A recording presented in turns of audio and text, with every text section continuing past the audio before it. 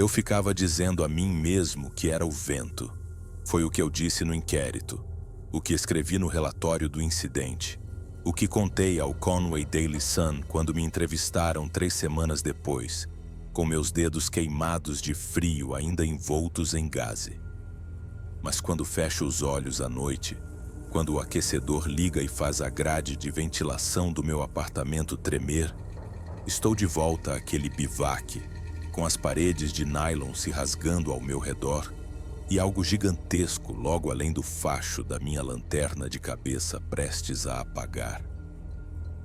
A líder do grupo de apoio, uma ex-coordenadora de busca e salvamento chamada Patrícia, que comanda essas sessões no centro comunitário de North Conway toda quinta-feira, diz que preciso assumir minha experiência, que a negação é um mecanismo de sobrevivência que se torna uma prisão.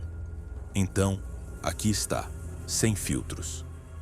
14 de dezembro de 2023, em algum lugar na encosta leste do Mount Washington, em condições que deveriam ter me matado, algo que não deveria existir rasgou meu abrigo de emergência e me deixou exposto a uma nevasca com visibilidade zero, com as temperaturas caindo para menos de 15 graus negativos.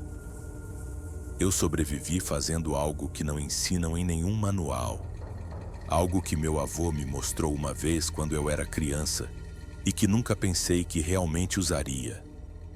Eu me enterrei na neve e esperei pelo sol. O que eu não relatei, o que deixei de fora de todas as declarações oficiais é que eu vi, não claramente, não o suficiente para provar, mas o suficiente para que eu parasse de acampar sozinho no inverno. O suficiente para que eu pedisse uma transferência para a manutenção de trilhas e recusasse uma promoção que me manteria na patrulha de áreas remotas. No artigo publicado, os danos ao abrigo foram atribuídos a ventos extremos. O supervisor do distrito assinou o relatório. Minha requisição de equipamento para um novo bivac foi aprovada sem questionamentos. Mas Patrícia me perguntou na semana passada o que realmente aconteceu, e eu disse a ela que não estava pronto. Ela disse que eu deveria escrever, que a documentação ajuda no processamento do trauma. Não estou escrevendo. Estou dizendo aqui para vocês 7 pessoas em cadeiras dobráveis que provavelmente acham que sou louco. Porque se eu não disser em voz alta, vou continuar fingindo que foi o vento, e esse fingimento está me consumindo por dentro. Algo circulou minha posição por 40 minutos antes de atacar. Algo que andava ereto, tinha quase 3 metros de altura e cheirava a carne podre, cachorro molhado e outra coisa que não consigo descrever. E quando terminou de destruir meu abrigo, quando eu estava encolhido em um buraco na neve com a temperatura do meu corpo caindo e minha visão se afunilando, eu o ouvi vocalizar. Não um grito, não um uivo, algo entre um rosnado e uma tosse que veio de uma caixa torácica do tamanho de um barril de cerveja. Esse som é o que eu ouço quando o aquecedor liga. Deixe-me voltar ao começo, onde tudo realmente começou. Porque o ataque não foi o primeiro sinal, e eu ignorei todos os avisos que vieram antes dele. Eu aceitei a missão em 11 de dezembro. O guarda florestal do distrito me ligou às 06:00 e disse que precisavam de alguém para verificar as condições do abrigo de Tuckerman Ravine antes de uma grande tempestade de inverno prevista para atingir as White Mountains a partir do dia 13. Naquela época, eu estava no serviço florestal há 6 anos. 4 deles em patrulhas de inverno na Presidential Range. Eu conhecia o terreno, conhecia os protocolos, sabia como ler os padrões climáticos e quando abortar uma missão. A previsão era agressiva, mas administrável para um operador solo experiente com equipamento adequado e um cronograma de contato detalhado. Meu trabalho era avaliar o acúmulo de neve ao redor dos abrigos de alta elevação, documentar quaisquer danos estruturais de tempestades do início da temporada e verificar se os estoques de suprimentos de emergência estavam intactos. Protocolo padrão pré-nevasca.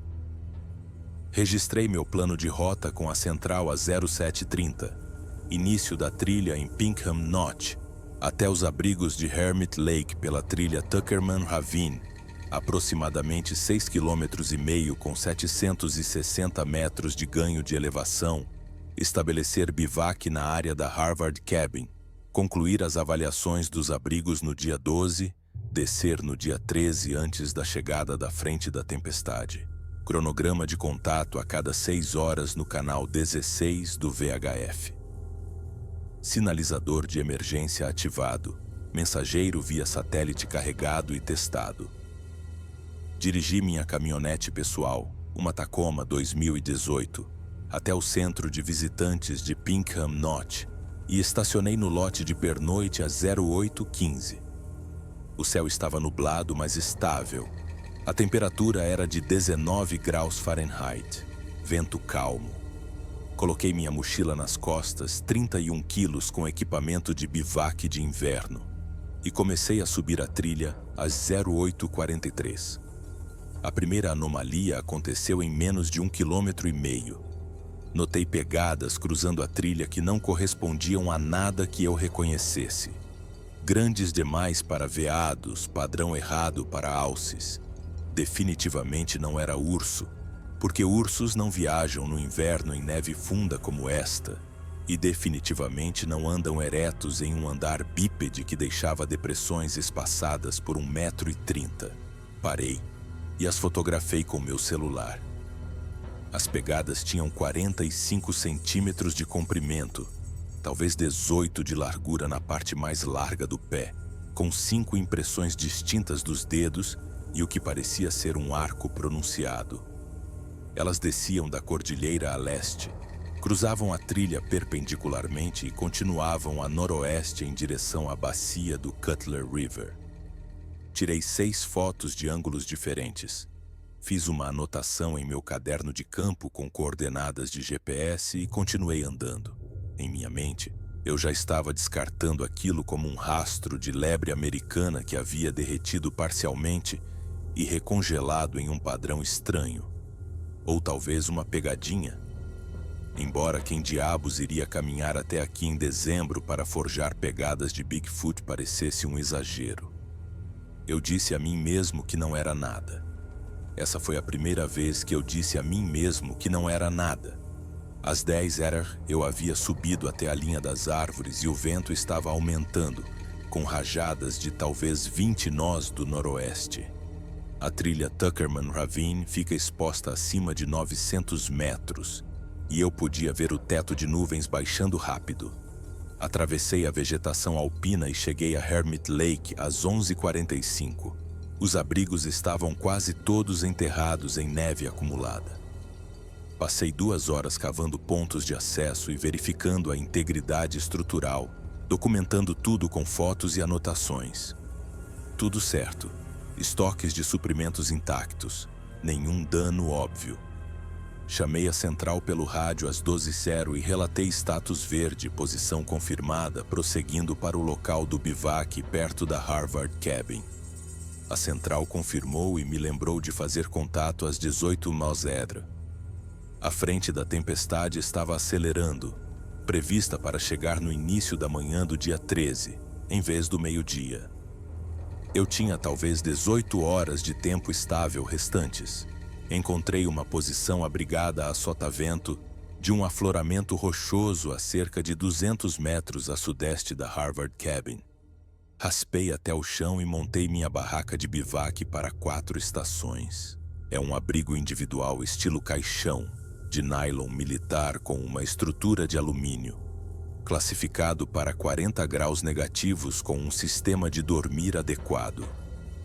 Eu aprendi com âncoras de neve, construí uma parede de vento com blocos de neve compactada e organizei meu equipamento dentro dela por volta das 19h. Saco de dormir, isolante inflável, fogareiro, combustível, rações de emergência, filtro de água, primeiros socorros, baterias sobressalentes, lanterna de cabeça reserva, relógio com GPS, celular em uma capa à prova d'água spray de urso, embora eu não esperasse precisar dele em dezembro, e meu rádio de serviço. Tudo conforme a lista de verificação. Tudo com redundância. Esquentei água para uma refeição desidratada e comi dentro do bivac enquanto o vento começava a gemer através das rochas acima de mim. Às 18h, chamei a central pelo rádio. Status verde. Tempo se deteriorando, mas administrável. Plano de descer a 070 do dia 13, bem antes da intensidade máxima projetada da tempestade. A central copiou e confirmou o próximo contato à meia-noite. Acomodei-me em meu saco de dormir e ouvi o vento. Foi quando ouvi as batidas.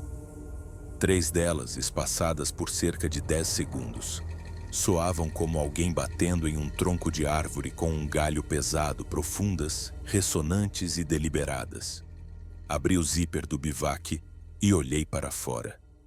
A visibilidade era de talvez 50 metros na luz do crepúsculo. Nada se movendo.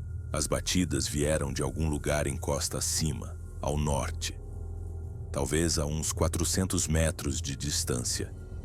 Eu disse a mim mesmo que eram galhos quebrando sob o peso da neve, contração térmica estalando nas árvores, algo meteorológico. Fechei o zíper da barraca e tentei dormir.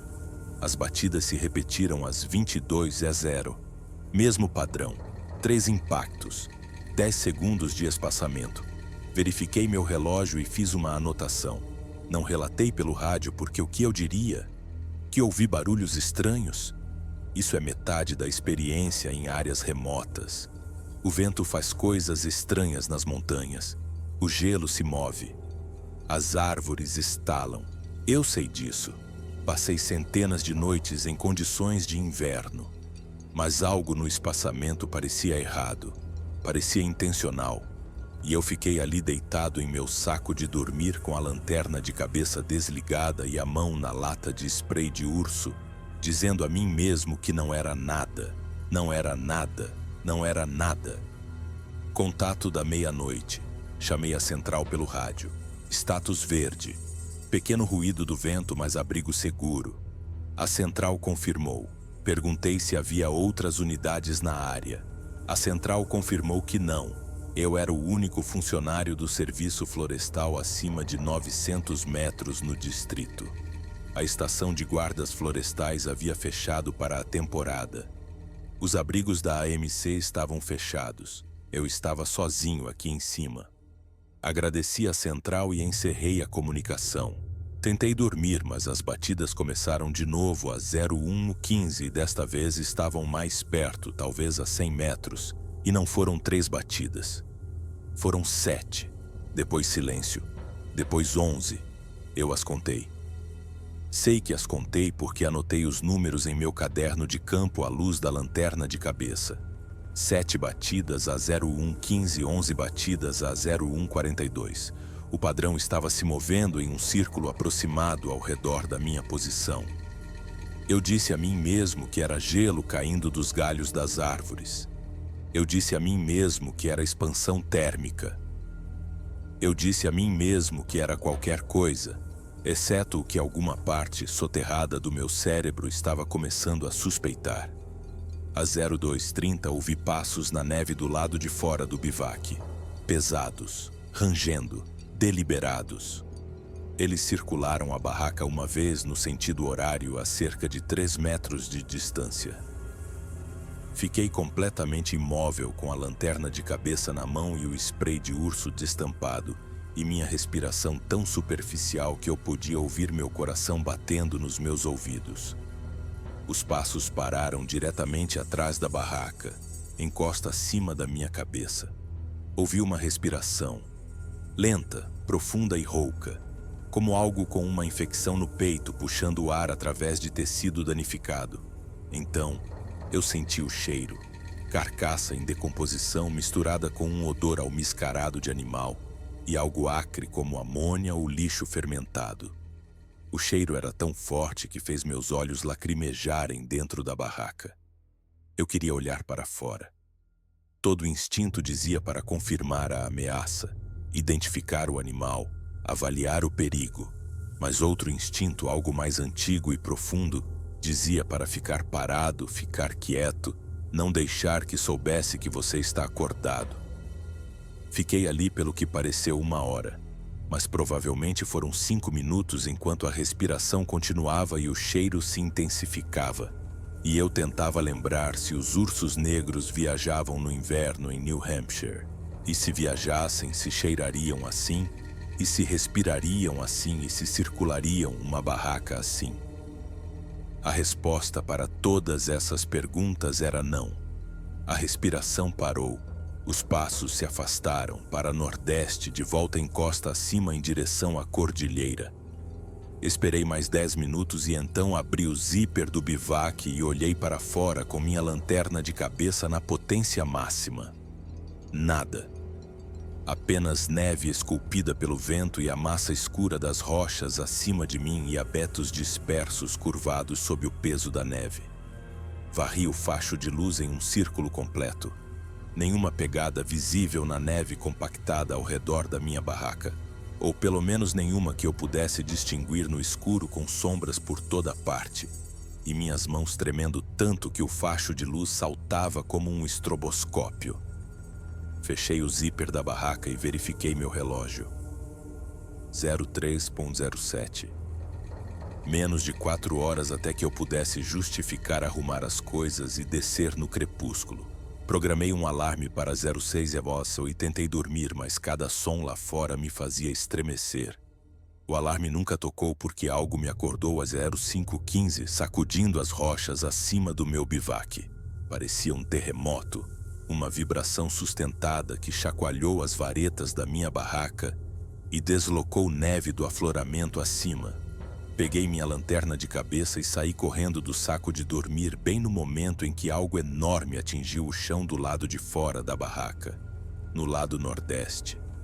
Algo que pousou com força suficiente para que eu sentisse através do chão de neve compactada. Desliguei minha lanterna de cabeça e escutei. Nada. Nenhuma respiração. Nenhum passo. Apenas o vento e meu próprio pulso martelando na minha garganta.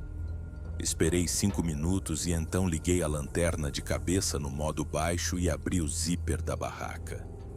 Havia uma rocha na neve a 5 metros do meu bivac.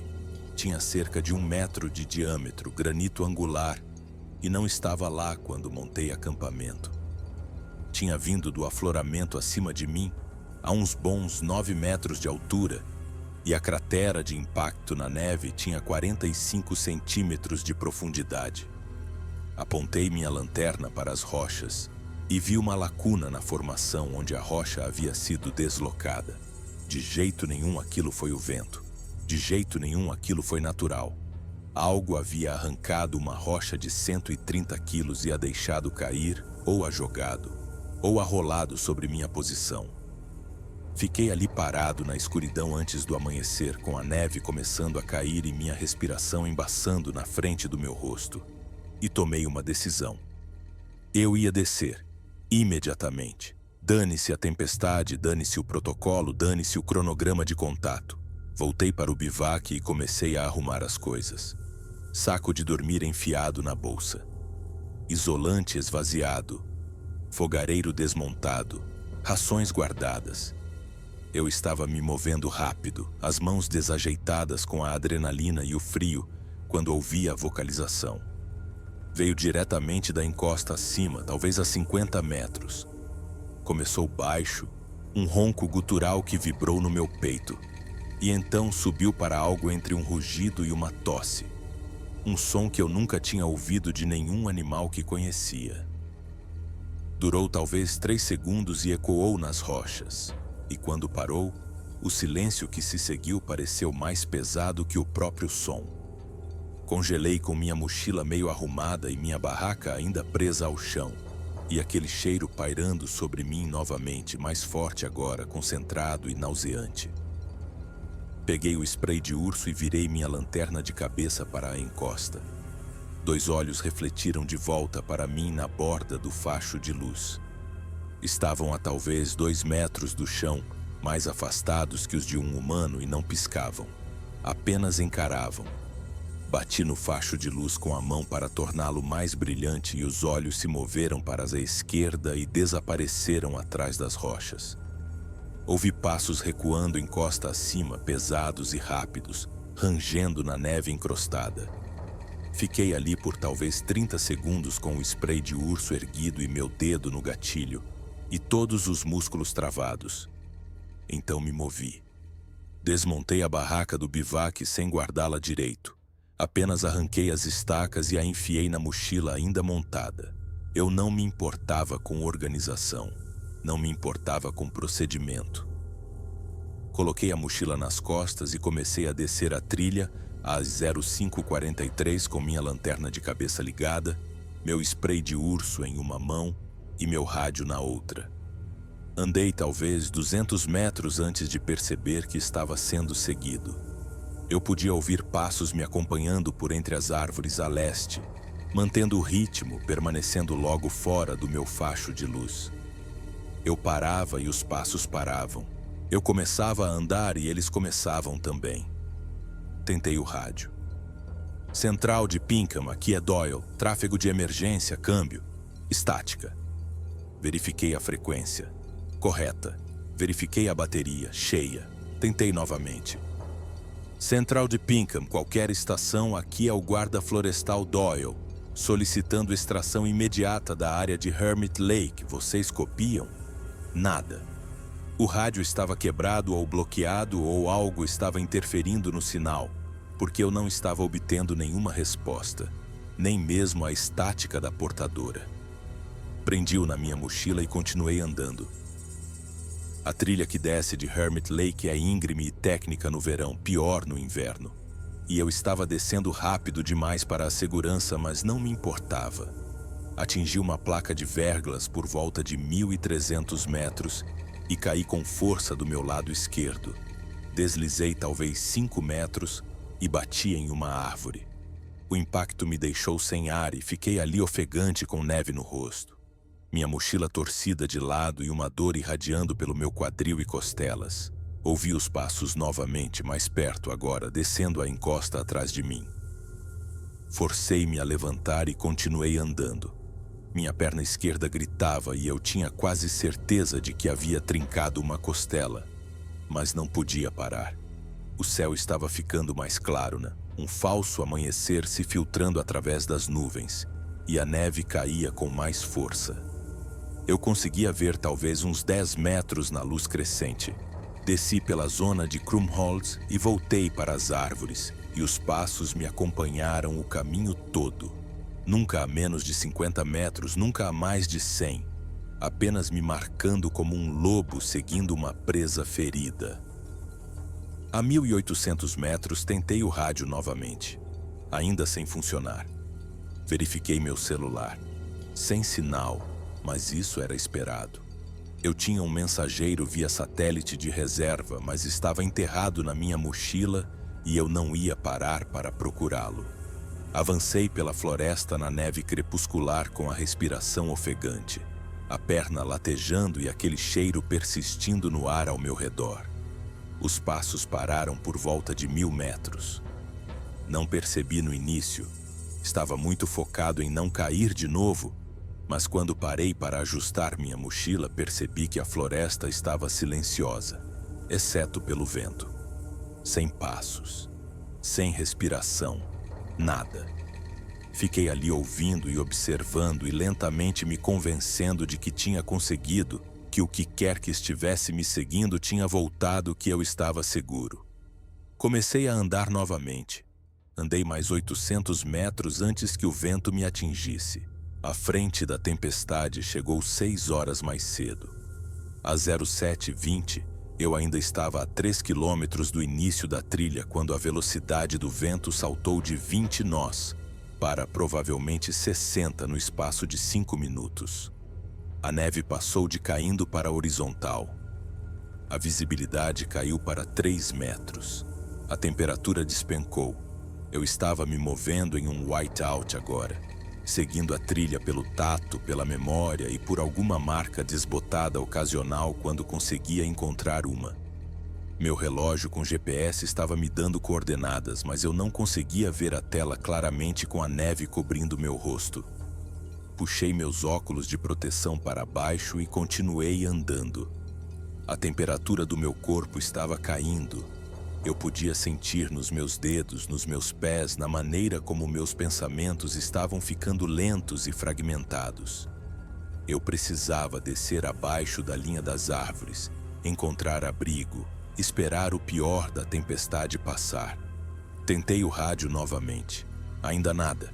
Procurei por pontos de referência e vi apenas branco. A trilha estava desaparecendo sob o novo acúmulo. Eu estava navegando por estimativa agora, rumo da bússola, memória do terreno e pura teimosia. Às 080, tomei uma decisão. Eu não conseguiria chegar ao início da trilha. A tempestade era muito agressiva, meu ritmo muito lento e se continuasse cometeria um erro de navegação e acabaria perdido em um whiteout. Eu precisava montar um bivac imediatamente e aguentar. Encontrei um aglomerado de abetos com galhos entrelaçados que forneciam alguma cobertura e larguei minha mochila. Montar o bivac em condições de nevasca é um pesadelo. O vento arrancava a barraca das minhas mãos. A neve enchia minha mochila tão rápido quanto eu conseguia tirar o equipamento. Meus dedos estavam dormentes dentro das luvas. Consegui erguer e prender a barraca depois de 15 minutos de luta. Rastejei para dentro e comecei a organizar meu equipamento. Saco de dormir, isolante, fogareiro. Eu precisava me aquecer. Acendi o fogareiro e derreti neve para fazer água quente. A bateria do meu celular estava em 40% por causa do frio. Desliguei-o para economizar energia. Meu rádio ainda estava quebrado. Verifiquei o mensageiro via satélite. Estava funcionando, mas enviar um SOS acionaria uma resposta completa de busca e salvamento, e eu não tinha certeza se estava nesse ponto ainda. Eu estava abrigado, tinha comida e combustível para 3 dias, tinha camadas de roupa e um fogareiro funcionando. A tempestade passaria. Eu poderia esperar e descer quando as condições melhorassem. Essa era a avaliação racional. Mas minhas mãos ainda tremiam e eu continuava ouvindo aqueles passos na minha memória, sentindo aquele fedor de carniça e vendo aqueles olhos refletidos no facho da minha lanterna.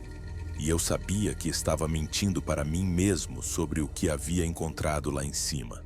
Forcei-me a beber água quente, comer uma barra de ração e verificar meus dedos dos pés em busca de queimaduras de frio. Tudo funcional, tudo conforme o manual. Vedei o bivac, entrei no meu saco de dormir e ouvi o vento. A tempestade atingiu o pico por volta do meio-dia. Sei porque eu estava verificando meu relógio a cada 15 minutos, como se isso pudesse fazer o tempo passar mais rápido. O vento rasgava a floresta com um som de trens de carga. A barraca do bivac flexionava e se esforçava contra as estacas, mas aguentava. A neve se acumulava contra o lado de Barlavento e me enterrava parcialmente, o que na verdade era um bom isolamento. Eu estava aquecido dentro do meu sistema de dormir. Eu estava seguro. Eu ia ficar bem. Era o que eu ficava dizendo a mim mesmo. Era o que eu precisava acreditar. Então, às 12h47 ouvi as batidas novamente. 3 impactos, 10 segundos de intervalo. O mesmo padrão da noite anterior. Vinham de algum lugar a oeste da minha posição, talvez a 100 metros, quase inaudíveis sobre o vento. Fiquei perfeitamente imóvel e escutei. As batidas se repetiram. 7 desta vez, depois 11. Depois algo que soou como um tronco de árvore sendo atingido repetidamente. Um padrão de tamborilar que durou talvez 20 segundos antes de parar. Verifiquei meu relógio e fiz uma anotação. 12h49. Padrão de batidas a oeste. Visibilidade 0. Tentei me convencer de que eram danos do vento, galhos quebrando, árvores caindo sob o peso da neve. Mas o padrão era muito deliberado, muito rítmico, claramente intencional demais. Às 13h15 algo atingiu o lado do meu bivac. Soou como uma rocha ou um pedaço de gelo pesado o suficiente para flexionar a parede da barraca para dentro e sacudir a neve do teto. Peguei minha lanterna de cabeça, abri o zíper da entrada e olhei para o whiteout. Nada visível. Apenas neve sendo soprada e as formas escuras dos abetos ao meu redor e o vento rasgando a floresta. Fechei o zíper da barraca e esperei. Outro impacto lá do nordeste, mais forte desta vez. Depois outro. Sudoeste. Depois norte. Vinham de direções diferentes, espaçados uniformemente, talvez a cada 2 minutos.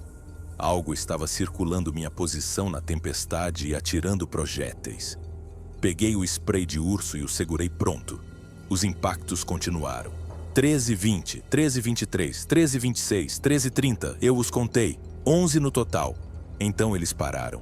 Esperei em silêncio com meu pulso martelando, o vento gritando e minhas mãos travadas ao redor da lata de spray de urso. Nada. Sem passos. Sem respiração. A tempestade era muito alta para ouvir qualquer coisa sutil. Eu estava funcionalmente cego e surdo aqui fora. Vedei o bivac novamente e tentei o rádio. Sem funcionar. Tentei o mensageiro via satélite. Funcional. Digitei uma mensagem para a central. Em bivac nas coordenadas de GPS devido à tempestade. Múltiplos sons anômalos e possível encontro com vida selvagem. Status atualmente estável. Atualizarei às 18:00. Apertei enviar. O mensageiro mostrou a mensagem na fila para transmissão via satélite. Observei o indicador de status por 5 minutos. Nunca foi enviada. O sinal estava bloqueado ou atrasado, ou a tempestade estava interferindo. Guardei-o e tentei dormir. Acordei com algo rasgando a parede da barraca às 17:38. Sei a hora exata porque estava olhando para o meu relógio quando aconteceu. O lado do bivac se abriu de cima a baixo com um som de lona rasgando, e de repente eu estava olhando para a tempestade através de um rasgo de 60 centímetros no nylon. Vento e neve entraram imediatamente. Levantei-me de um salto e vi algo escuro e maciço se movendo lá fora. Algo alto o suficiente para que sua silhueta bloqueasse a luz cinzenta da tempestade. Peguei minha lanterna de cabeça, liguei-a e o facho de luz captou um vislumbre de pelos escuros e emaranhados. Um ombro mais largo que o de qualquer humano e um braço que parecia longo demais. E então ele se foi, afastando-se para dentro do whiteout com passos que eu não conseguia ouvir sobre o vento. A barraca estava comprometida. O rasgo estava deixando entrar neve e vento, e eu estava perdendo calor rapidamente. Peguei minha fita de reparo e tentei remendar o rasgo por dentro, mas as bordas de nylon estavam batendo, molhadas, e a fita não grudava direito. Consegui uma vedação parcial, mas ela falhou em segundos. A temperatura externa era provavelmente de 10 graus negativos. A sensação térmica, talvez 30 negativos. Eu não podia ficar ali. O bivac estava destruído. Eu precisava construir um abrigo de emergência, ou ia congelar antes do amanhecer. Peguei meu saco de dormir, isolante e saco de bivac de emergência e rastejei para fora para a tempestade. A visibilidade era de talvez 1,5 metros. Fiquei imediatamente desorientado. Não conseguia ver a trilha. Não conseguia ver pontos de referência. O relógio com GPS mostrava coordenadas, mas eu não tinha clareza para processá-las. Eu precisava de abrigo agora. Lembrei-me das histórias do meu avô da Coreia, sobrevivência no inverno em condições como esta, e tomei uma decisão que provavelmente salvou minha vida. Encontrei um monte de neve consolidada contra uma árvore caída, com talvez 1,20 metros de profundidade, e comecei a cavar. Escavei uma trincheira paralela ao tronco, longa o suficiente para caber meu corpo, profunda o suficiente para ficar abaixo do vento. Forrei o fundo com meu isolante e meu saco de bivac de emergência. Rastejei para dentro com meu saco de dormir e minha mochila e usei a neve escavada para preencher a abertura acima de mim, deixando um pequeno buraco de ar perto do meu rosto. Então, puxei o saco de dormir sobre minha cabeça e esperei. O buraco de neve era escuro, apertado, e eu podia ouvir minha respiração ecoando no espaço confinado. Mas eu estava fora do vento. A neve era isolante. A temperatura do meu corpo começou a se estabilizar. Fiquei ali no escuro ouvindo a tempestade rugir acima de mim e tentei não pensar no que havia rasgado minha barraca. Tentei não pensar naqueles olhos refletindo na minha lanternela. Tentei não pensar no fato de que eu estava enterrado na neve em um whiteout com temperaturas negativas, sem comunicação e com algo me caçando que não deveria existir. Concentrei-me em respirar. Inspira por 4 tempos, segura por 4, expira por 4, segura por 4. Repete. É uma técnica que ensinam para o controle do pânico. Não sei por quanto tempo a usei. O tempo parou de ter significado no escuro. Posso ter dormido. Posso ter apenas dissociado. Quando verifiquei meu relógio novamente, eram 21:00. Eu estava no buraco de neve há mais de 3 horas. A tempestade ainda rugia acima de mim. Eu podia ouvi-la como um rugido distante, abafado pela neve. Meus dedos dos pés estavam dormentes. Meus dedos das mãos estavam dormentes. Mas eu estava vivo. Eu tinha talvez 9 horas até o amanhecer. Se eu conseguisse ficar consciente e manter a temperatura do meu corpo alta, eu poderia sobreviver a isso. Esse era o objetivo, sobreviver até o amanhecer. Então cavar para sair. Então navegar até o início da trilha. Então dar o fora desta montanha e nunca falar sobre o que aconteceu. Às 23:45 ouvi a vocalização novamente. Estava abafada pela neve, mas inconfundível. O mesmo rugido tosse gutural que eu tinha ouvido às 05:15 daquela manhã. Parecia perto, talvez a uns 15 metros. Fiquei completamente imóvel e escutei. A vocalização se repetiu. Então ouvi passos na neve diretamente acima da minha posição. Pesados, lentos, deliberados. Algo estava andando sobre o monte de neve em que eu estava enterrado. Eu podia sentir a compressão através da neve, um assentamento e deslocamento que tornou meu bolsão de ar mais apertado. Os passos pararam diretamente acima da minha cabeça. Prendi a respiração. Não sei porquê. Instinto, talvez. Os passos continuaram. Ouvi-os circulando a área, cruzando de um lado para o outro, procurando. Percebi com clareza absoluta que estava me procurando. Sabia que eu estava por perto. Tinha me rastreado do bivac destruído até este monte de neve. Estava caçando. Fiquei em meu buraco de neve com o coração batendo forte, a respiração superficial e aquele cheiro se infiltrando pela neve ao meu redor. Aquele fedor de carniça lixo amônia. E eu sabia que se me encontrasse, eu estaria morto. Não havia como lutar contra algo daquele tamanho. Nem como fugir, nem como argumentar.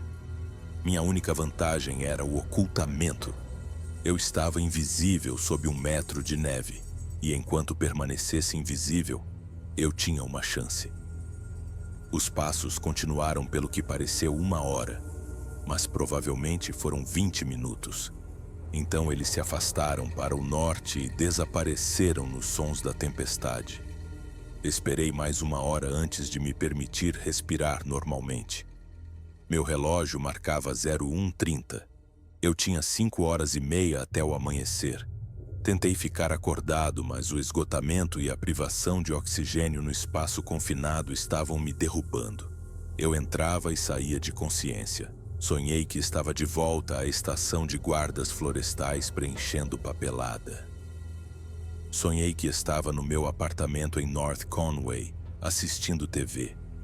Sonhei que estava parado em frente ao bivac rasgado enquanto algo me circulava no escuro e eu não conseguia me mover, não conseguia gritar, não conseguia correr.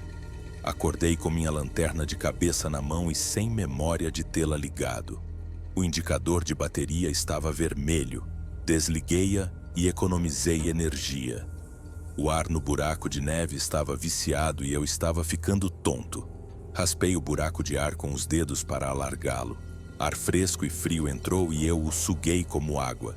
Meu relógio marcava 04:15, 90 minutos para o amanhecer. Eu conseguiria. Eu tinha que conseguir. Às 05:30, a tempestade começou a diminuir. Eu podia ouvir o vento diminuindo, a fúria se transformando em rajadas intermitentes. Esperei mais 30 minutos e então comecei a cavar para sair. A neve acima de mim havia se consolidado e tive que usar minha faca para romper a crosta. Quando minha mão atravessou para o ar livre, ainda estava escuro, mas o céu estava limpo e eu podia ver estrelas. Alarguei a abertura e rastejei para fora do buraco, para uma paisagem transformada. Tudo estava enterrado sob 1 metro de neve fresca. A temperatura havia caído para o que parecia ser 20 graus negativos. O vento estava calmo. Levantei-me, olhei ao redor, vi a floresta no cinza do pré-amanhecer e comecei a rir. Não sei porquê. Histeria, talvez. Alívio. Eu estava vivo. Havia sobrevivido à noite. Verifiquei meu relógio com GPS e confirmei minhas coordenadas. Eu estava a talvez 3 quilômetros de Pinkham Notch. Eu poderia andar isso em 90 minutos, mesmo na neve funda. Comecei a me mover para o leste. Minha perna esquerda estava rígida e dolorida da queda, mas funcional. Abria caminho pelos montes de neve, mantinha meu rumo e me concentrava em colocar um pé na frente do outro. O céu clareou para um azul pálido. O sol nasceu sobre a cordilheira às 06:47 e eu nunca estive tão grato por ver a luz do dia em minha vida. Cheguei ao centro de visitantes de Pinkham Notch às 08:20.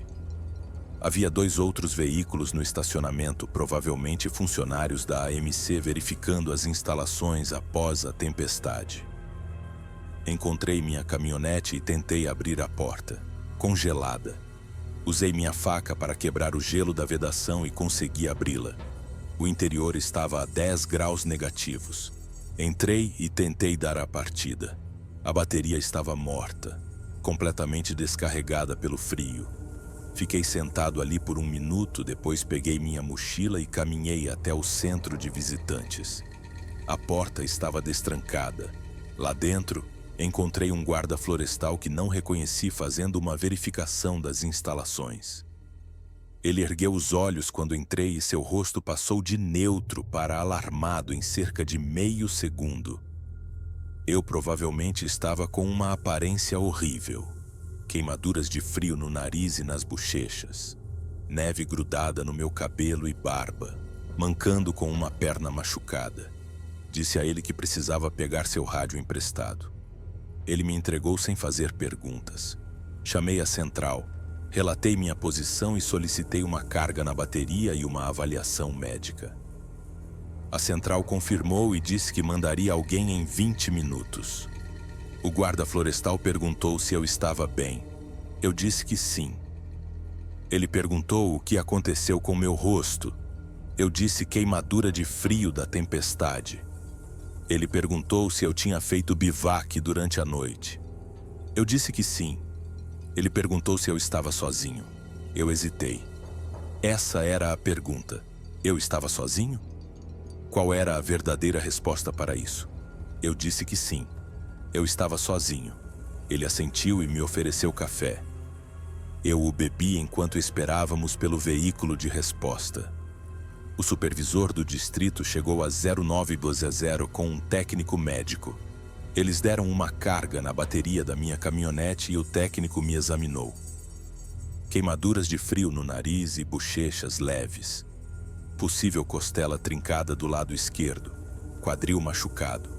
Desidratação e exaustão leves. Nada crítico.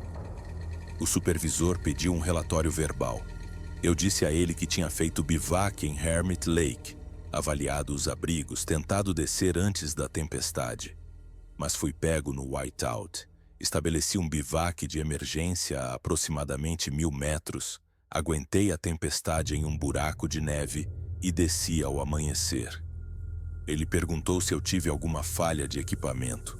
Eu hesitei. Então eu disse que minha barraca de bivac havia sido danificada pelo vento e que eu tive que abandoná-la. Ele fez uma anotação. Ele perguntou se eu havia ativado meu sinalizador de emergência. Eu disse que não, que mantive o controle da situação o tempo todo. Ele perguntou se eu consegui pedir ajuda pelo rádio. Eu disse que não, que tive falhas de comunicação de rádio consistentes com a interferência do terreno e do clima. Ele assentiu. Explicações padrão. Linguagem burocrática padrão. Tudo se encaixando em categorias oficiais e organizadas. Ele perguntou se eu precisava de mais alguma coisa. Eu disse uma barraca de bivac de reposição e alguns dias de folga. Ele disse que processaria a requisição de equipamento e aprovou 3 dias de licença para recuperação. Agradeci e dirigi para casa. Não olhei as fotos no meu celular até aquela noite. Eu tinha tirado 6 fotos das pegadas que encontrei na trilha durante a subida. Quando as abri, descobri que todas as 6 estavam corrompidas. Os arquivos de imagem exibiam mensagens de erro sobre dados inválidos ou mostravam apenas estática cinza. Verifiquei minhas outras fotos da viagem. As fotos da avaliação do abrigo estavam boas. As capturas de tela das coordenadas de GPS estavam boas. Apenas as fotos das pegadas estavam destruídas. Verifiquei os metadados. Os arquivos existiam. Tinham sido criados nos horários corretos, mas os dados da imagem eram irrecuperáveis. Tentei 3 programas de recuperação diferentes. Nada. Apaguei-os e fiquei olhando para o meu celular por um tempo. Então, conectei o cartão SD da minha câmera reserva que eu carregava na mochila. Eu não tinha absolutamente nenhuma foto nele porque nunca o tirei para usar durante a viagem. O cartão estava em branco. Verifiquei minhas anotações de campo. Eu havia escrito as coordenadas de GPS para a localização das pegadas, mas a tinta estava borrada e ilegível por causa da umidade. Eu havia escrito anotações de horário sobre os padrões de batidas, mas olhando para elas agora no meu apartamento pareciam loucura. 7 batidas 0115, 11 batidas 0142, padrão circular. Olhos a 2 metros de altura. O que eu deveria fazer com isso? O que eu deveria relatar? O Conway Daily Sun publicou uma matéria 4 dias depois sobre um guarda do serviço florestal que sobreviveu a condições extremas durante a nevasca de dezembro. Eles me entrevistaram por telefone. Eu dei a eles a versão oficial. A tempestade de inverno me pegou durante uma patrulha de rotina. Bivac de emergência. Protocolos de sobrevivência padrão. Tudo conforme o manual. Eles publicaram com a manchete "Guarda Florestal acredita treinamento após noite em tempestade" e incluíram uma citação do supervisor do distrito sobre a preparação adequada para o inverno. Os danos ao meu abrigo foram atribuídos a ventos extremos que excederam 130 km/h. A citação fazia parecer heróico, como se eu tivesse enfrentado a natureza e vencido através de habilidade e determinação. Ninguém mencionou nylon rasgado. Ninguém mencionou projéteis atingindo minha barraca em um padrão circular. Ninguém mencionou passos, vocalizações ou olhos refletindo no escuro. A matéria saiu na página 13 e eu recebi uma carta de recomendação do supervisor regional 2 semanas depois. Recusei uma promoção em janeiro. Eles me ofereceram uma posição de liderança na equipe de patrulha de inverno. Mais responsabilidade, melhor salário, continuação do trabalho que eu vinha fazendo por 4 anos. Eu disse a eles que estava interessado em fazer a transição para a manutenção de trilhas. Eles pareceram surpresos. Eu disse que queria uma mudança. Eles processaram a transferência e, em fevereiro, eu estava trabalhando em turnos diurnos em equipes de trilha de baixa elevação.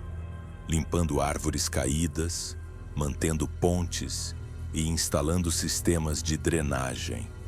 Um trabalho que me mantinha abaixo da linha das árvores. Um trabalho que me mantinha perto de outras pessoas.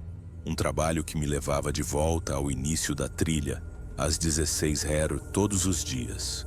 Os sintomas de TEPT começaram em março. Eu estava em casa no meu apartamento e o aquecedor ligava. E eu estava de volta ao buraco de neve ouvindo passos acima de mim. Eu estava no supermercado e alguém passava usando perfume demais. E eu sentia aquele fedor de carniça e tinha que sair da loja. Eu estava tentando dormir e o vento chacoalhava minha janela. E eu ouvia o padrão de batidas na minha cabeça. 3 impactos.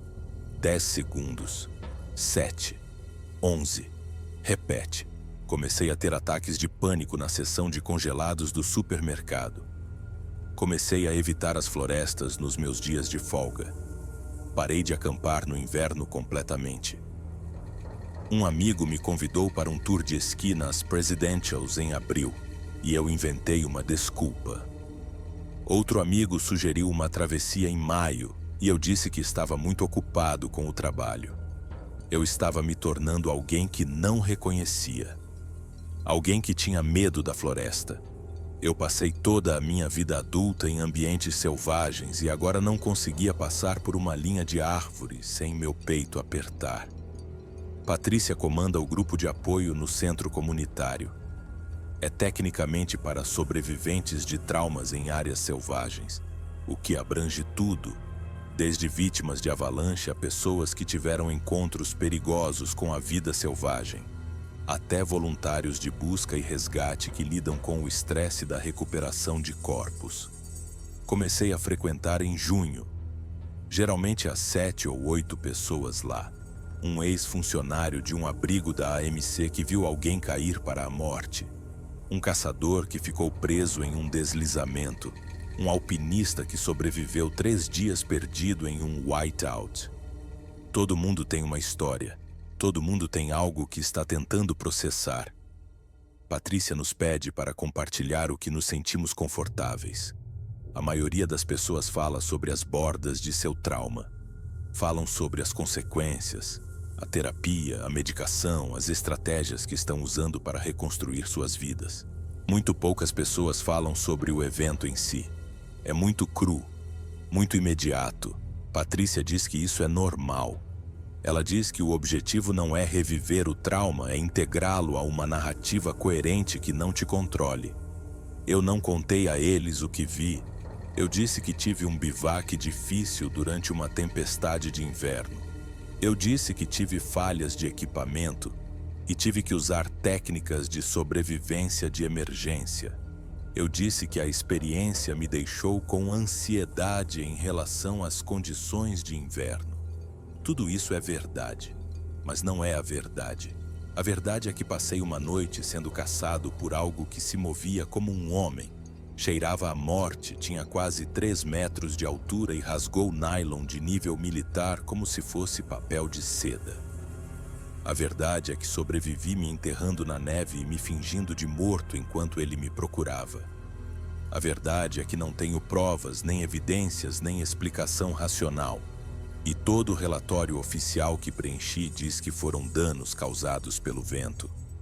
A verdade é que fico acordado à noite me perguntando se ele ainda está lá em cima, me perguntando se está observando as trilhas, me perguntando se mais alguém o encontrou e teve medo demais de relatar porque quem acreditaria neles. Na semana passada, Patrícia me perguntou se eu estava pronto para falar sobre o que realmente aconteceu no Mount Washington. Eu disse que não. Ela perguntou se eu planejava voltar para a patrulha de inverno. Eu disse que não. Ela perguntou se eu acreditava que o que vivenciei foi real. Eu não respondi a isso. Porque no momento em que eu disser em voz alta para outra pessoa, no momento em que eu cruzar essa linha do questionamento interno para a declaração externa, estarei admitindo algo que muda tudo. Estou admitindo que há coisas na floresta que não entendemos. Estou admitindo que os mapas estão incompletos. Estou admitindo que fugi de algo que não consigo explicar e o deixei sem contestação e sem confirmação. E ele ainda está lá fora e não estou fazendo nada a respeito. Os dados de pessoas desaparecidas na Floresta Nacional de White Mountain são extensos. Tenho-os analisado metodicamente desde abril. O Serviço Florestal mantém registros de todas as operações de busca e salvamento, todos os corpos recuperados, todos os desaparecimentos não resolvidos. Existem padrões, se você souber o que procurar. Aglomerados de desaparecimentos em bacias hidrográficas específicas. Relatos de caminhantes sobre se sentirem observados. Mau funcionamento de câmeras de trilha em certas áreas. Degradação de evidências em acampamentos recuperados. A maioria é atribuída a perigos comuns da natureza. Exposição, quedas, eventos cardíacos, ataques de animais selvagens, perder-se. Mas há um subconjunto de casos que não se encaixam nos perfis típicos. Pessoas experientes em atividades ao ar livre que desaparecem sem explicação lógica. Equipamento encontrado danificado de maneiras que não correspondem ao comportamento animal conhecido. Últimas posições conhecidas que sugerem um movimento deliberado para longe da segurança, em vez de desorientação. Tenho cruzado esses casos com dados meteorológicos, fases da lua e padrões sazonais. Não sei o que estou procurando. Talvez a confirmação de que não estou louco. Talvez evidências de que outra pessoa viu o que eu vi. Talvez um padrão que explique por que estava lá naquela noite e por que me alvejou. Não encontrei nada conclusivo, mas encontrei anomalias suficientes para continuar procurando. Inconsistências suficientes para sugerir que as narrativas oficiais não estão completas. Pontos de dados suficientes para me fazer pensar que não fui a primeira pessoa a encontrar algo naquelas montanhas que os livros didáticos dizem que não existe. Ainda vou ao grupo de apoio toda quinta-feira. Ainda trabalho na manutenção de trilhas. Ainda moro em North Conway. Evito o inverno.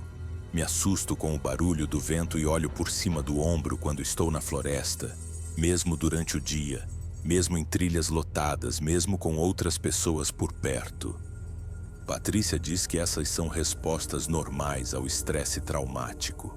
Ela diz que diminuirão com o tempo, com tratamento e estratégias de enfrentamento. Ela diz que preciso confiar no processo. Mas a confiança exige honestidade. E eu não fui honesto com ela, nem com o grupo, nem com ninguém, exceto comigo mesmo às 3 da manhã, quando não consigo dormir e estou olhando para o teto e ouvindo aqueles passos acima de mim na neve.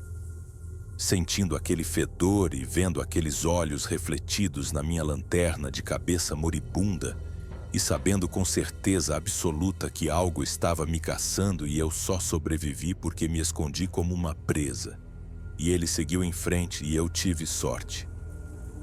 Era isso que eu deveria ter dito quando o guarda florestal em Pinkham Notch perguntou se eu estava sozinho. Não, eu não estava sozinho. Algo estava comigo naquela montanha e não sei o que era e não sei se ainda está lá, mas sei que era real e sei que me queria morto e sei que nunca poderei provar. Essa é a verdade. É com isso que estou vivendo. É por isso que não consigo mais acampar no inverno. É por isso que me transferi da patrulha. É por isso que estou sentado no porão de um centro comunitário toda quinta-feira à noite com 7 estranhos, tentando processar algo que nem consigo nomear. Na semana passada, Patrícia me perguntou se eu estaria disposto a conversar com um pesquisador da UNH que estuda encontros com vida selvagem nas White Mountains. Eu disse que pensaria a respeito. Ela me deu as informações de contato dele. O nome dele é Dr. Robert Hammond. Ele é um biólogo da vida selvagem que documenta comportamentos animais incomuns na região há 15 anos. Patrícia disse que ele é discreto, não julga e já ouviu histórias semelhantes à minha. Ainda não liguei para ele. E o número de telefone está na bancada da minha cozinha há 6 dias. Às vezes eu o pego, disco os 3 primeiros dígitos e desligo. Porque uma vez que eu fale com ele, uma vez que eu conte a alguém fora do ambiente controlado do grupo de apoio, isso se torna oficial, torna-se público, torna-se parte do meu registro permanente como o guarda do serviço florestal que alega ter sido atacado pelo Bigfoot em dezembro de 2023. O aquecedor acabou de ligar. Posso ouvi-lo chacoalhando na ventilação. Minhas mãos estão tremendo. Estou de volta ao buraco de neve ouvindo passos acima de mim. Estou vendo aqueles olhos no escuro. Estou sentindo aquele fedor. Estou sentindo aquela parede da barraca se rasgar e vendo aquela silhueta contra a luz da tempestade. 19 meses se passaram desde o evento e é tão vívido quanto ontem. Patrícia diz que isso é normal. Ela diz que o trauma existe fora do tempo linear. Ela diz que o objetivo é reduzir a frequência e a intensidade desses episódios através do processamento e da integração. Ela diz que estou progredindo. Mas progredindo em direção a quê? A aceitar que nunca terei provas? A aceitar que sobrevivi a algo inexplicável e que o resto da minha vida é apenas gerenciar as consequências? A aceitar que toda vez que eu vir uma linha de árvores, ouvir o vento nos galhos ou sentir um cheiro rançoso na floresta, vou me lembrar daquela noite e sentir o mesmo terror e não há nada que eu possa fazer a respeito? Eu deveria estar documentando isso para fins terapêuticos. Foi o que Patrícia sugeriu. Escreva, tire da sua cabeça e coloque no papel. Crie uma narrativa coerente. Mas qual é a narrativa aqui? Guarda florestal vai para as montanhas. Guarda florestal encontra algo que não deveria existir. Guarda florestal sobrevive por sorte e treinamento básico de inverno. Guarda florestal volta para casa mudado. Guarda florestal não pode provar nada. Guarda florestal luta com a vida normal. Essa é a história. É a isso que tudo se resume. E a pior parte é que sei que nunca terei respostas. Nunca saberei o que era. Nunca saberei por que estava lá. Nunca saberei se ainda está lá. Nunca saberei se fui alvo específico ou se estava apenas no lugar errado, na hora errada. Nunca saberei se outras pessoas o viram e permaneceram em silêncio como eu. Nunca saberei se relatar oficialmente teria feito alguma diferença ou se apenas teria acabado com minha carreira e não realizado nada. O supervisor do distrito me ligou ontem. Disse que precisam de pessoal experiente para a patrulha de inverno nesta próxima temporada. Perguntou se eu estaria disposto a voltar à minha antiga posição. Eu disse que não. Ele perguntou se eu tinha certeza. Disse que fariam valer a pena. Disse que meu substituto não estava dando certo. Eu disse que tinha certeza. Ele disse que respeitava minha decisão, mas estava desapontado. Agradeci e encerrei a ligação. Depois fiquei sentado no meu apartamento por 1 hora, olhando para o nada e me perguntando se sou um covarde por me recusar a voltar ou se estou sendo racional por ficar longe de algo que quase me matou. Não há uma boa resposta para isso. Não há uma resolução limpa. Há apenas a escolha que fiz e as consequências com as quais estou vivendo. Acho que vou ligar para o Dr. Hammond amanhã. Acho que preciso falar com alguém que possa realmente acreditar em mim. Alguém que possa ter contexto, dados ou explicações que eu não tenho acesso. Acho que preciso saber se sou o único ou se há outros. Acho que preciso saber se isso é um padrão ou se sou uma anomalia.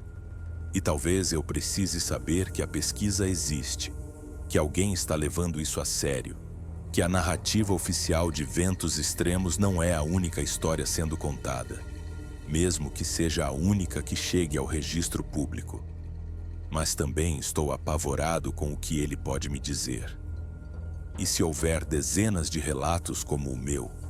E se este for um padrão conhecido e ninguém estiver fazendo nada a respeito porque é muito estranho, ou muito sem fundamento, ou politicamente difícil demais? E se houver pessoas que viram coisas piores do que eu vi e sobreviveram a coisas piores do que eu sobrevivi, e elas estão por aí agora lidando com o mesmo TPT, o mesmo isolamento e a mesma incapacidade completa de fazer com que alguém as leve a sério? Ou e se eu for o único? E se minha experiência for única e inexplicada, e não houver padrão nem contexto, e eu for apenas deixado com essa coisa que aconteceu comigo, que nunca entenderei e ninguém mais jamais validará? Não tenho mais boas respostas. Eu costumava ter confiança na minha capacidade de avaliar situações na natureza, tomar decisões sensatas e gerenciar riscos adequadamente. Agora questiono tudo. Eu realmente vi o que acho que vi? A tempestade, o esgotamento e o medo criaram falsas memórias? Eu alucinei os olhos no facho da minha lanterna? Eu interpretei mal sons naturais como algo intencional? Estou adaptando uma explicação racional a eventos aleatórios porque meu cérebro precisa de padrão e narrativa, mesmo quando não há um? Li sobre apofenia e pareidolia e como os humanos são programados para ver agência mesmo em fenômenos aleatórios. Li sobre o estresse de sobrevivência e como ele afeta a percepção e a memória. Li o suficiente para plantar a dúvida. Mas a dúvida funciona nos dois sentidos. O bivac rasgado foi real. O padrão de dano foi real. O fato de eu ter sobrevivido me enterrando na neve foi real. A queimadura de frio no meu rosto foi real. A costela trincada foi real. Algo aconteceu naquela montanha. Algo extremo o suficiente para exigir protocolos de sobrevivência de emergência. A questão é se minha interpretação dos eventos corresponde à realidade objetiva ou se construí uma narrativa em torno de uma explicação mais simples que estou traumatizado demais para aceitar. Patrícia diria que é o trauma falando. Ela diria que estou praticando gaslighting comigo mesmo porque aceitar a verdade da minha experiência é desestabilizador demais. Ela diria que o primeiro passo na cura é acreditar nas minhas próprias memórias e confiar na minha própria percepção. Mas ela não estava lá. Ela não viu o que eu vi, ouviu o que eu ouvi, ou cheirou o que eu cheirei. Ela está trabalhando com base no meu testemunho, e meu testemunho é tudo o que tenho, e testemunho sem corroboração é apenas uma história, e histórias podem estar erradas. Vou ligar para Hammond amanhã. Vou contar tudo a ele. Vou descrever as pegadas e as batidas e os passos e a vocalização e os olhos e a barraca rasgada e o padrão circular e o cheiro e a forma como se movia e o som que fazia e todos os detalhes de que consigo me lembrar. Vou perguntar a ele se já ouviu relatos semelhantes. Vou perguntar o que ele acha. E então vou aceitar qualquer resposta que ele me der e tentar construir uma vida em cima dela, porque não posso continuar vivendo neste limbo onde não sei o que é real e o que é fabricado. E se sou um sobrevivente ou uma vítima do meu próprio medo? O grupo de apoio se reúne novamente na quinta-feira. Talvez eu conte a eles. Talvez eu realmente diga em voz alta. Fui caçado por algo que andava ereto. Tinha quase 3 metros de altura e me escondi em um buraco de neve até que ele fosse embora. E não tenho provas nem evidências, e todo mundo pensa que foram danos do vento, mas eu sei o que vivenciei. E preciso que vocês acreditem em mim, mesmo que eu não possa provar. Talvez seja disso que eu preciso, não de respostas, não de explicações, não de validação de especialistas, pesquisadores ou relatórios oficiais. Apenas alguém naquela sala olhando para mim e dizendo: eu acredito em você. Acredito que algo aconteceu. Acredito que você não está inventando isso. Talvez isso seja suficiente. Talvez seja tudo o que vou conseguir. Talvez tenha que ser suficiente porque a alternativa é carregar isso sozinho pelo resto da minha vida. E não acho que consigo fazer isso. Hoje é 13 de dezembro. Há um ano, eu estava dirigindo para Pinkham Notch. com uma carga completa de equipamentos, uma missão de rotina e nenhuma ideia de que minha vida estava prestes a mudar fundamentalmente. Há um ano, eu era confiante e capaz e não tinha medo das condições de inverno. Há um ano, eu achava que entendia a natureza, meu lugar nela e os riscos que estava gerenciando. Essa versão de mim não existe mais. Essa versão morreu em um buraco de neve no Mount Washington enquanto algo circulava acima em uma nevasca e me caçava como uma presa. O que sobreviveu é esta pessoa sentada em um apartamento em North Conway, assustando-se com os sons do aquecedor, evitando as linhas das árvores, frequentando grupos de terapia, pesquisando casos de pessoas desaparecidas e tentando decidir se liga para um biólogo da vida selvagem que pode achar que sou louco. Guardo o artigo do Conway Daily Sun na gaveta da minha escrivaninha. Guarda florestal acredita treinamento após noite em tempestade. Eu o leio às vezes quando estou tendo um dia ruim. É uma história bonita, heróica até. Um testemunho da preparação adequada e da competência profissional. Tudo de acordo com o procedimento. Tudo explicável. Tudo se encaixando em categorias organizadas que não ameaçam a visão de mundo de ninguém, nem exigem perguntas desconfortáveis sobre o que realmente existe lá fora na floresta. Às vezes eu gostaria de poder acreditar nessa versão. Às vezes eu gostaria que a narrativa oficial fosse a verdade e que eu realmente apenas tivesse enfrentado uma tempestade, sofrido alguns danos no equipamento, descido em segurança, e esse fosse o fim da história. Mas quando fecho os olhos, vejo aqueles olhos refletindo no escuro, ouço aqueles passos na neve, sinto aquele fedor e sinto aquela parede da barraca se rasgando. E sei com certeza absoluta que a história publicada é uma mentira e que participei da mentira porque contar a verdade não teria realizado nada, exceto destruir minha credibilidade. É com isso que estou vivendo. É isso que me mantém acordado às 3 da manhã. Não o medo do que encontrei, nem mesmo o trauma da experiência em si, mas o conhecimento de que escolhi o silêncio. Escolhi o caminho mais fácil. Escolhi deixar a narrativa oficial permanecer incontestada porque contestá-la teria me tornado motivo de chacota, acabado com minha carreira e não mudado nada sobre a realidade de que algo está lá fora. E ainda está lá fora. E talvez ainda esteja caçando. E talvez outra pessoa vá encontrá-lo. E talvez não tenha a mesma sorte que eu. E sua família receberá um relatório sobre exposição, ou uma queda, ou ter se perdido. E a verdade permanecerá enterrada como eu me enterrei naquele buraco de neve e esperei sobreviver até o amanhecer. Vou ligar para Hammond amanhã. Eu tenho que ligar. Não por mim. Por quem vier depois de mim.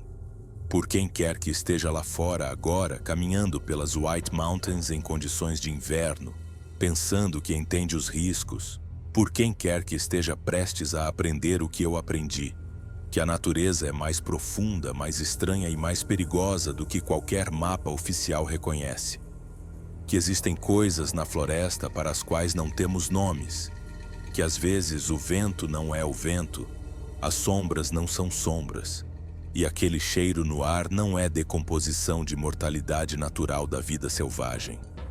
Às vezes é outra coisa. Algo que observa da linha das árvores. Algo que bate na madeira em padrões deliberados. Algo que pode rasgar seu abrigo, circular sua posição, caçá-lo em uma nevasca e desaparecer antes do amanhecer sem deixar provas. Eu sobrevivi. É o que importa, segundo Patrícia, o supervisor do distrito, o artigo do jornal e todos que conhecem a versão higienizada desta história. Eu sobrevivi, sou funcional, estou empregado, estou gerenciando meus sintomas. Estou trabalhando o trauma e eventualmente integrarei essa experiência à narrativa da minha vida. E seguirei em frente. E talvez até volte às atividades de inverno quando estiver pronto. Essa é a trajetória que todos esperam. Esse é o arco da recuperação.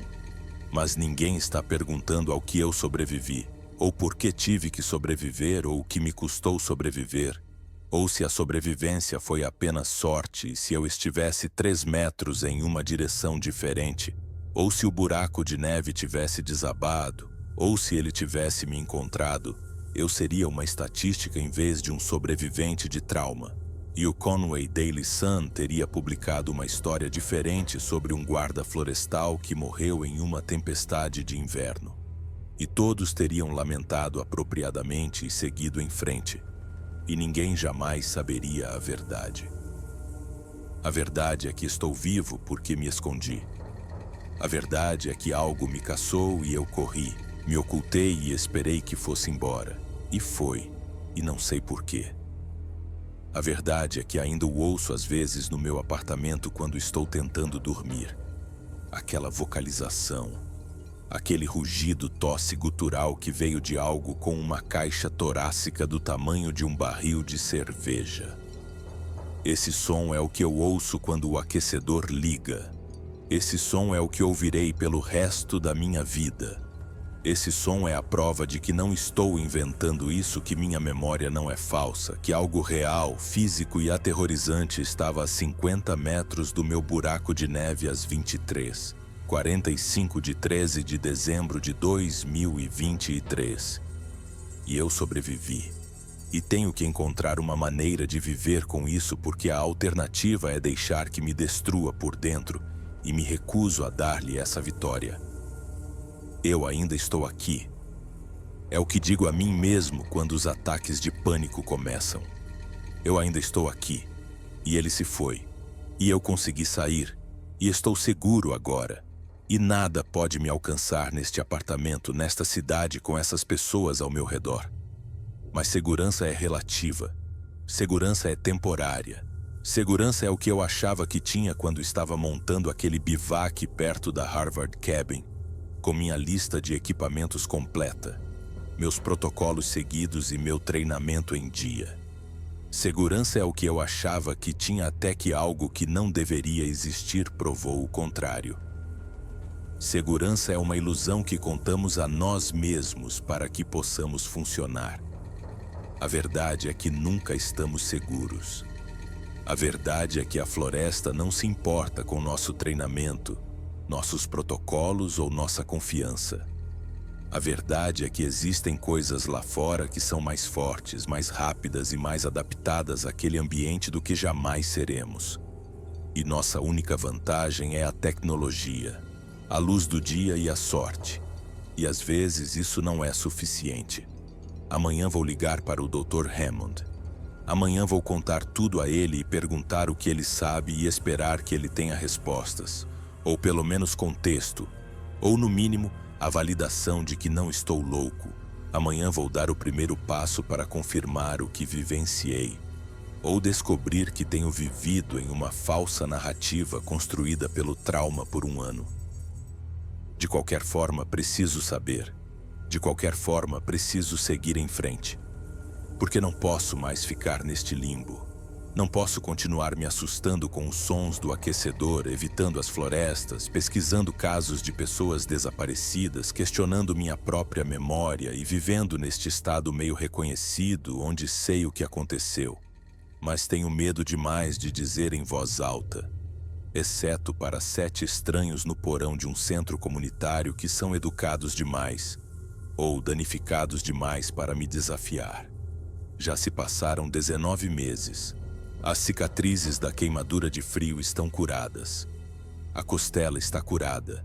Os hematomas sumiram. Mas o outro dano, o dano invisível, ainda está fresco, ainda está ativo, ainda está controlando minha vida de maneiras que eu não antecipei e não consigo gerenciar totalmente. E talvez isso seja permanente. Talvez seja isso que eu sou agora.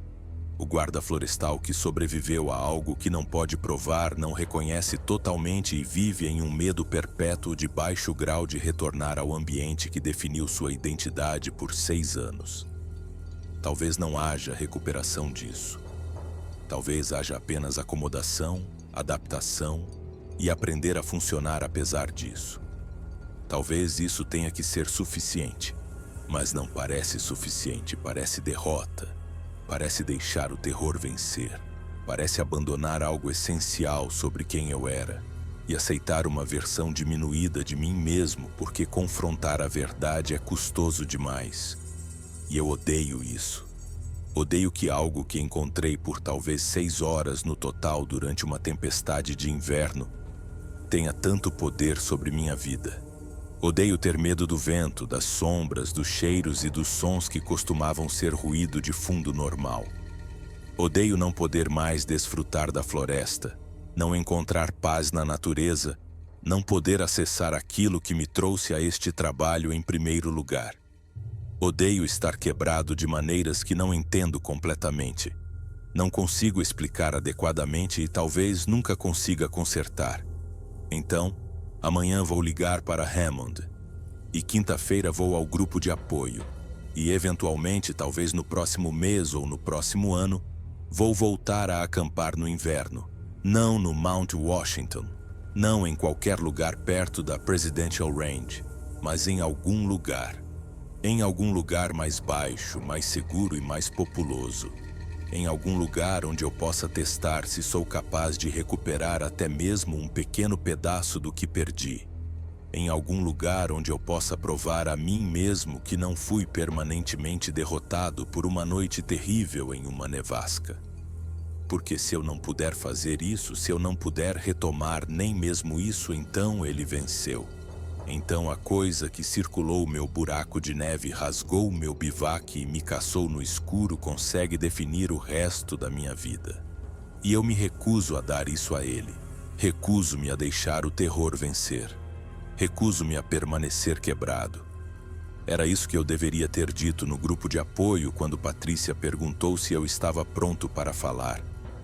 Eu deveria ter dito que não estou pronto, mas vou fazer isso de qualquer maneira, porque a prontidão é um luxo que não posso mais me permitir. Eu deveria ter dito que a verdade me assusta mais do que a mentira, mas estou escolhendo a verdade de qualquer maneira, porque a alternativa é viver em negação até não me reconhecer mais. Eu deveria ter dito que preciso de ajuda, preciso de validação e preciso que alguém acredite em mim, mesmo sem provas, porque a crença é tudo o que me resta. Em vez disso, eu disse não. Eu disse que não estava pronto. E Patrícia assentiu e passou para outra pessoa, e o momento passou, e eu permaneci em silêncio, seguro e pequeno. Mas amanhã é diferente. Amanhã vou fazer a ligação. Amanhã vou dar o primeiro passo. Amanhã vou escolher confrontar o que aconteceu em vez de gerenciá-lo à distância. Amanhã vou dizer em voz alta para alguém que pode realmente ter contexto e ver o que acontece a seguir. O aquecedor acabou de ligar de novo. Posso ouvi-lo chacoalhando. Posso sentir minha frequência cardíaca disparar. Posso sentir aquele fedor na minha memória, embora não haja nada aqui além de poeira, elementos de aquecimento e o cheiro residual do meu apartamento. Estou respirando através disso. 4 tempos para inspirar. Segura 4. 4 tempos para expirar. Segura 4. Repete. É apenas o aquecedor. É apenas um som mecânico. Não são passos na neve. Não é algo circulando acima. Não é uma ameaça. Estou seguro. Estou no meu apartamento. Estou em North Conway. Estou cercado por pessoas, ruas, prédios e a luz do dia lá fora, embora esteja escuro agora. Estou seguro. Mas sei que estou mentindo. Sei que a segurança é temporária. Sei o que está lá fora na floresta e sei que não se importa com meu apartamento, meus protocolos ou minha crença de que a civilização oferece proteção. Sei que ainda está lá. Sei que ainda está caçando. Sei que outra pessoa vai encontrá-lo eventualmente e quando o fizerem, espero que sejam mais espertos do que eu. Espero que consigam provas. Espero que consigam sair. Espero que relatem e forcem a conversa que eu tive medo demais de começar. Espero que sejam mais corajosos do que eu. É a isso que tudo se resume. Não à sobrevivência, não ao trauma, nem mesmo à verdade. Resume-se à coragem. A coragem de dizer o que aconteceu. A coragem de aceitar as consequências. A coragem de ser desacreditado, ridicularizado, descartado e ainda assim defender minha experiência. É isso que me falta. É isso que 19 meses de terapia, grupos de apoio e sessões de pesquisa à meia-noite não me deram. A simples coragem de dizer em voz alta, com convicção, e aceitar o que vier a seguir. Talvez amanhã. Talvez quando eu ligar para Hammond. Talvez esse seja o momento em que a encontrarei. Ou talvez eu continue me escondendo em mentiras confortáveis e narrativas oficiais. E todos continuarão acreditando que foram danos do vento.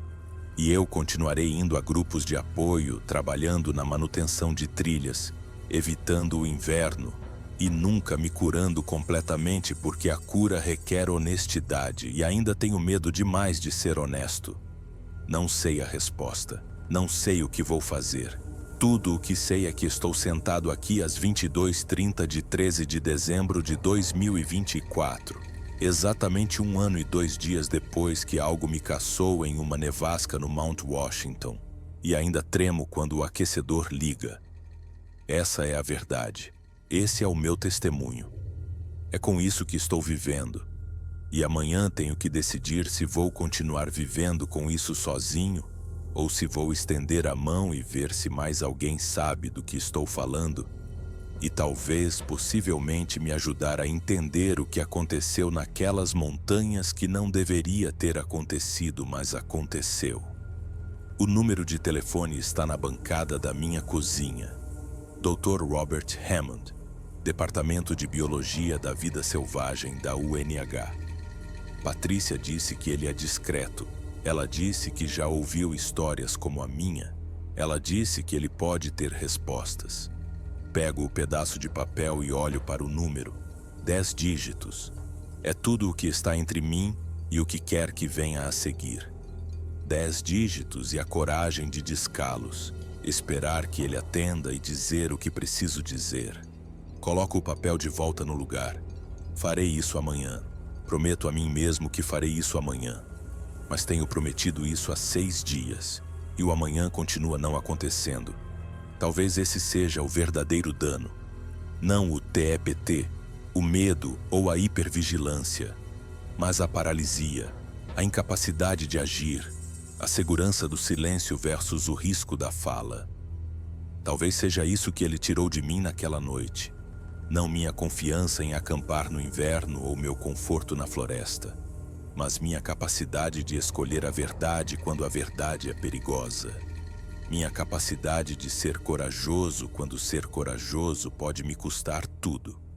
Minha capacidade de fazer a coisa certa quando a coisa certa é aterrorizante, incerta e pode não realizar nada. Eu não sei. Não tenho mais respostas. Tenho apenas perguntas, memórias, cicatrizes, um número de telefone na bancada da minha cozinha, um grupo de apoio às quintas-feiras, um emprego que não amo, um apartamento do qual raramente saio e uma vida que é menor do que costumava ser. E talvez isso seja suficiente. Talvez seja tudo o que eu consigo. Talvez sobreviver signifique aceitar uma existência diminuída porque a alternativa é confrontar algo que não estou equipado para confrontar. Talvez tudo bem, mas não parece tudo bem. Parece morrer lentamente em vez de tudo de uma vez. Parece deixar o terror vencer aos poucos. Parece tudo o que jurei que nunca me tornaria quando entrei para o serviço florestal. Escolhi o trabalho na natureza e me comprometi a proteger e servir em ambientes que exigem coragem e competência. Não sou mais nenhuma dessas coisas. Sou apenas alguém que sobreviveu a algo inexplicável e não consegue descobrir como viver com isso. O aquecedor está desligado agora. O apartamento está silencioso. Posso ouvir o trânsito lá fora. A TV de alguém através da parede, minha própria respiração e nada mais. Sem passos, sem vocalizações, sem cheiro. Apenas o som ambiente normal. Apenas a vida, apenas a realidade mundana da existência após o trauma. É assim que a cura deveria parecer, segundo Patrícia. Momentos de calma, Momentos em que o passado não se intromete. Momentos em que posso apenas estar, sem medo. Mas mesmo nesses momentos estou ciente de que a calma é temporária, que outro som, cheiro ou memória irá desencadear a cascata e eu estarei de volta ao buraco de neve, e o ciclo se repetirá. Esse é o padrão agora. Calma interrompida por terror, interrompida por calma. Para sempre. Ou pelo menos até eu encontrar uma maneira de quebrá-lo. Amanhã vou ligar para Hammond. É sério desta vez. Amanhã vou discar aquele número, esperar que ele atenda, contar tudo a ele e ver o que ele diz. E o que quer que ele diga, seja validação, ceticismo, dados ou descarte, vou aceitar. Construir a partir disso e continuar seguindo em frente, porque para frente é a única direção que me resta. Para trás leva àquela noite. Ficar parado leva à paralisia. Para frente é incerto, mas pelo menos é movimento. Pelo menos é escolha. Pelo menos sou eu decidindo o que vem a seguir, em vez de deixar o medo decidir por mim. Isso é o suficiente por esta noite. É tudo o que tenho. Amanhã farei melhor. Amanhã serei mais corajoso. Amanhã darei o primeiro passo em direção ao que quer que venha depois disso. Mas esta noite, vou apenas ficar aqui no meu apartamento silencioso. Ouvir os sons do ambiente. Respirar através da ansiedade e sobreviver a mais um dia. Porque sobreviver é o que eu faço agora. É quem eu sou. O guarda florestal que sobreviveu.